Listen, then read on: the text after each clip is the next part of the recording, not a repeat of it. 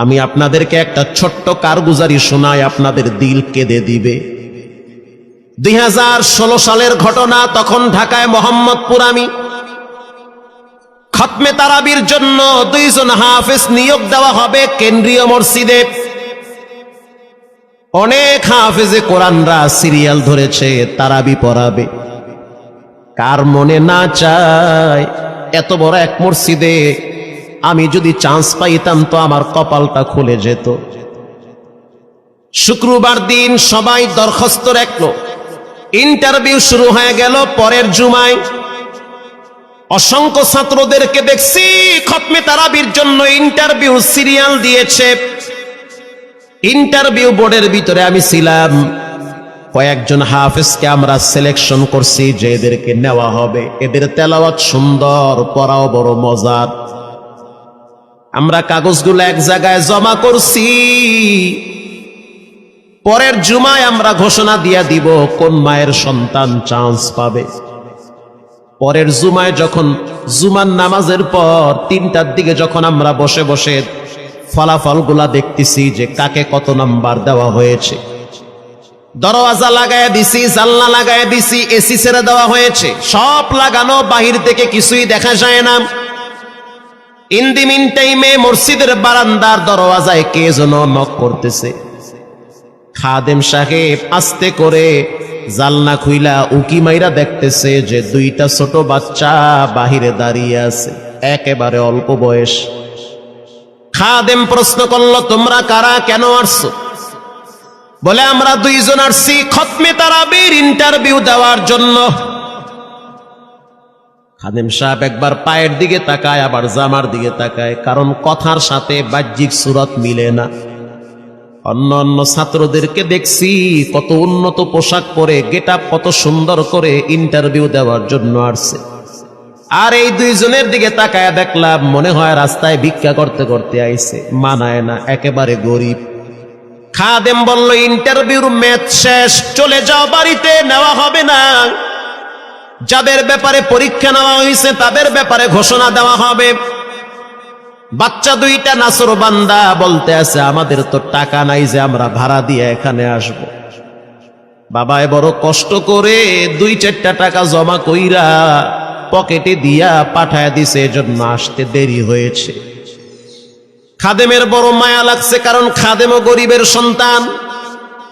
ভিতরে গিয়া মুয়াজ্জিম সাহেবের বলতে আছে, ও ভাই, বাহিরে 2টা বাচ্চা দাঁড়ায় আছে, ওরা নাকি হাফেজে কোরআন, কিন্তু দেখলে তো মানায় না। মুয়াজ্জিম সাহেব ধমক দিয়া বলতে আছে, কোনো সুযোগ নাই, তাড়ায় দাও। খাদেম গিয়া ইমামের কানে কানে বলতে আছে, হুজুর, বাহিরে 2টা বাচ্চা দাঁড়িয়ে আছে, চেহারার ভিতরে এত মায়া, কিন্তু বাহ্যিক সুরত মিলে না, ওরা নাকি কোরআনের হাফেজ। পাশেই তো রহমানিয়ার মুহাদ্দিস সাহেব বসা আছে, তিনি বলতে আছে, কি ব্যাপার, ফিস ফিস করে আপনি কি বলতেছেন? বলে, হুজুর, বাহিরে 2টা বাচ্চা দাঁড়িয়ে আছে, তারা খতমে তারাবির ইন্টারভিউ দিতে চায়। মুহাদ্দিস সাহেব বলল, কোনো কথা নাই, আল্লাহর ঘরের দরওয়াজা খুলে দাও, এখানে কোনো পার্সিয়ালিটি চলবে না। আল্লাহর ঘরের দরওয়াজা সবার জন্য খুলে দেওয়া হবে, আসতে দাও, ভিতরে বসতে দাও।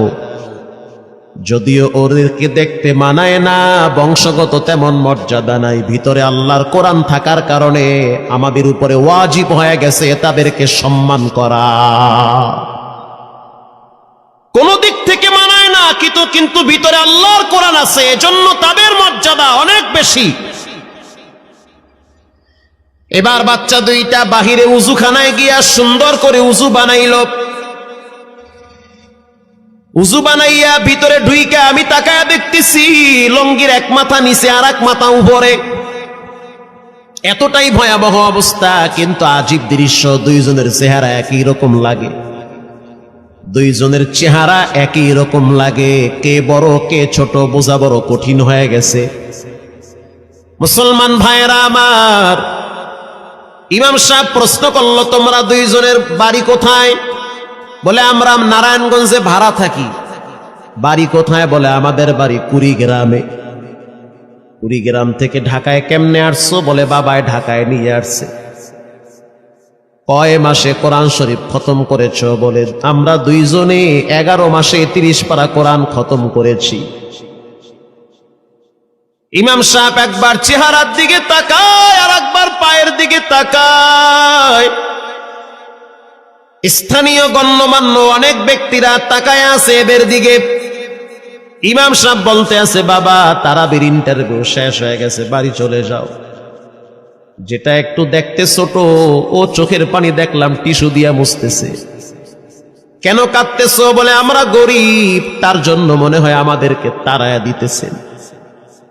আমরা জানতাম না ইন্টারভিউ তাড়াতাড়ি শেষ হয়ে যাবে, আসতে দেরি হয়েছে কারণ আমাদের তো ভাড়া টাকা ছিল না, বাবায় কষ্ট করে কিছু টাকা দিয়েছে, সেটা দিয়ে এখানে আসছি। এবার মুহাদ্দিস সাহেব বলতে আছে, তাহলে একটা কাজ করো, তুমি কিছু তেলাওয়াত করে শোনাও। দুইজনেই উত্তর দিল যে আমরা তেলাওয়াত করলে তো আর নিবেন না, আপনারা প্রশ্ন করেন, আমরা দুইজনে উত্তর দিব। আমি তো আশ্চর্য হয়ে গেলাম, জীবনে কত হাফেজ দেখছি, এরকম হাফেজ দেখি নাই। প্রশ্ন করবেন, আমি উত্তর দিব। বুঝতে পারলাম ভিতরের খবর কেউ না জানলেও একজন জানেন, তিনি হলেন কে? মুহাদ্দিস সাহেব বলতে আছে, বাবা প্রশ্ন করব ঠিক আছে, তোমাদের মন মতো একটু তেলাওয়াত কইরা শোনাও। তেলাওয়াত যদি মানসম্মত হয় তাহলে ইন্টারভিউ নিব, যদি না হয় তাহলে ছাঁটাই করে দিব। এবার ছোট যেটা সেটা তেলাওয়াত শুরু করলো সূরা তাহা থেকে। তাহা মা আনজালনা আলাইকাল কুরআনা লিতাশকা। এত সুন্দর পড়া মনে হইতে আছে, আসমান থেকে কোরআন নাজিল হইতেছে। এত সুন্দর পড়া, কত রঙের ঢঙের পড়া শুনলাম, এই পড়া কোনোদিন শুনি নাই। আমি তাকায়া দেখলাম স্থানীয় টিউনো সাহেবের চোখের পানি বায়া বায়া পড়তেছি। ইশারা দিতে আছে আরো তেলাওয়াত করতে বলেন। এই পড়া তো শুনলে আমার দিলের ময়লাগুলা কাটে। আল্লাহর ঘরে যখন গেছি বাইতুল্লাহ ফজরের টাইমে ইমাম সাহেব তেলাওয়াত করলে যেমন মনে হইতে আছে ওই কোরআনের আওয়াজটা এখন এই মসজিদে বাজতেছে। ছোট বাচ্চাটা তেলাওয়াত করলো, বড় সন্তানটাও তেলাওয়াত করলো। এবার যারা হাফেজ সাহেব ছিল তারা প্রশ্ন শুরু করলো। যেখান থেকে প্রশ্ন করে পৃষ্ঠা ঠেকায়া দেয়, একটা জায়গায়ও আটকাইতে পারে না। এমনকি বাচ্চা দুইটা এটাও বলেছে, যদি আপনাদের যদি ধৈর্য থাকে তো আমরা দুইজনে পুরা 30 পারা এখানে এক দাঁড়ানে পড়ায়া দিব। আশা করি একটাও বাঁচবে না। এত সুন্দর পড়াশোনার পরে মোতাওয়াল্লি সাহেব বলল, সব বাদ, আমার কাছে এই দুইজনই পছন্দ হয়েছে। এই দুইজন রে মোতাওয়াল্লি সাহেব দাঁড়াইতে পারে না, হুইল চেয়ারে বসে থাকে, কাছে ডাইকা বুকের সাথে জড়ায়া ধরছে আর বলতে আছে, আল্লাহ এমন একটা সন্তান যদি আমার থাকতো জীবনটা ধন্য হয়ে যেত। আমার মৃত্যুর পরে একটু হইল তেরা কোরআন তেলাওয়াত করতে পারত। নিয়োগ হয়ে গেল, তারাবি শুরু হয়ে গেছে। মোহাম্মদপুর থানায় গিয়ে খবর নিয়ে দেখেন অনেক পুলিশরা এই বাচ্চার পিছনে দাঁড়ায় দাঁড়ায় নামাজ পড়ে চোখের পানি ছেড়ে কেঁদেছে। শুধু তাই নয়, অনেক হিন্দু মহিলারা পর্যন্ত রাস্তায় হাঁটার সময় তেলাওয়াতের আওয়াজে দাঁড়ায় দাঁড়ায় কোরআন শ্রবণ করেছে। শুধু তাই নয়, অনেক বড় বড় ডাকাত, মাস্তান, সন্ত্রাস, কিশোর গ্যাংরা পর্যন্ত দাঁড়ায় দাঁড়ায় কোরআনের আওয়াজ শুনেছে। 17ই রমজান দেশে বদর দিবস, হাজার হাজার মুসল্লি দাঁড়িয়ে আছি। ইমাম সাহেব জানে না যে এরা দুইজনে আপন মায়ের পেটের ভাই হয়, এটা ইমামের জানা নাই। দুইজনে তারাবি চলতে আছে, চমৎকার পড়া, পিছনে শত শত মাওলানা মুফতি দাঁড়ায় থাকে। মনে হইতেছে তেলাওয়াতের আওয়াজে আর এক জগতে হারিয়ে যায়, এত সুন্দর পড়া। তারাবি শেষ হয়ে গেল, মুসাফা শুরু হয়ে গেল। বাচ্চা দুইটারে কেউ বুকের সাথে জড়ায়, কেউ কপালে চুমা দেয়, বলে আল্লাহর কোরআনকে চুমা দেই। হাজার হাজার মানুষ যখন আস্তে আস্তে নামাজ শেষ করে চলে গেল, একেবারে মসজিদের পিছনে বারান্দার পরে আরো একটা বারান্দা থাকে, ওই বারান্দায় এক লোক বসে বসে গামছা দিয়া চোখের পানি মুছতেছে। কিছুক্ষণ পরে লোকটা দেওয়ালের সাথে কপালটা ঠেকায় দিয়া একেবারে অস্থির হয়ে গেল, মনে হচ্ছে তার ভিতরে কাঁপুনি শুরু হয়ে গেছে। কিছু মুসল্লি গিয়া প্রশ্ন করলো, কি হয়েছে আপনার? বলে আমার কিছুই হয় নাই। টাকা লাগবে? বলে না, টাকা লাগবে না। তাহলে আপনি কেন এখানে কাঁদতেছেন? বলে আমি এমনি কাঁদতেছি, এটা কষ্টের কান্না না, এটা খুশির কান্না। এটা কষ্টের কান্না না, এটা খুশির কান্না, আনন্দর কান্না। আল বুকা মিনাল ফারাহ, অতি সুখে মানুষ কখনো কখনো কেঁদে দেয়, চোখের পানি ছেড়ে দেয়। ইমাম সাহেব বলল, পিছনে কে? লোকটা তাকে সামনে নিয়ে আসে। এবার লোকটাকে যখন কিছু দূর সামনে আনা হইল, ওই বাচ্চা দুইটা মসজিদের ভিতর থেকে দৌড় মাইরা গিয়া বলতে আছে, এই লোকটা আমার আব্বা, ইনি আমার আব্বা হয়। ধমক দিবেন না, রাগ করবেন না। আমার আব্বা ঢাকা শহরে রিক্সা চালায়, রিক্সা চালায় চালায় আমাদের দুইটা ভাইরে কোরআনের হাফেজ বানাইছে। ইমাম সাহেব ধমক দিয়ে বলতে আছে, আপনি কেন দেরি করলেন? আগে কেন আসলেন না? রিক্সাওয়ালা বলতে আছে, আমি যদি আগে আসতাম আর যদি পরিচয় দিতাম আমি রিক্সাওয়ালা, হয়তো আমার বাচ্চা দুইটারে মানুষ খোটা দিবে যে রিক্সাওয়ালার পোলা। এজন্য আমি আসি নাই। দূর থেকে নামাজে কোরআন তেলাওয়াত শুইলা আবার আস্তে করে দূরে চলে যাই। মাঝে মাঝে বাচ্চা দুইটার সাথে দূর থেকে আইসা দেখা করি। এটাই হলো কোরআনের বরকত। পরে শুনতে পারলাম এই বাচ্চা দুইটার মাও নাকি গাড়ি অ্যাক্সিডেন্টে মারা গেছে, লাশ পড়ে আছে সেই কুড়িগ্রামে। একটা ছেলের নাম জুবায়ের আর একটার নাম হলো তালহা। রিক্সাওয়ালা বলতে আছে, আমার আফসোস নাই, কষ্ট হলো এক জায়গায়, সেটা হলো ঈদের সময় বাচ্চাগুলা তো বাড়িতে যাবে, বাড়িতে যাওয়ার পরে দেখবে ওদের মায়ের লাশ কবরে পড়ে আছে, ডানে বামে মাটি, সামনে পিছনে মাটি, মাটির ঘর, অন্ধকার কবরে মা ঘুমায়। ঈদের দিন এমন কোন দরদি নাই যে আমার বাচ্চাগুলারে সান্ত্বনা দিবে। গত ঈদেও দেখছি বাচ্চা দুইটা মায়ের কবরের পাশে দাঁড়ায় দাঁড়ায় লম্বা টাইম কেঁদেছিল। আমাদের ঘরে কোনো ঈদ নাই। রিক্সাওয়ালাকে সান্ত্বনা দেওয়া হইল, নসিব আপনার ভালো, কপাল খুলে গেছে।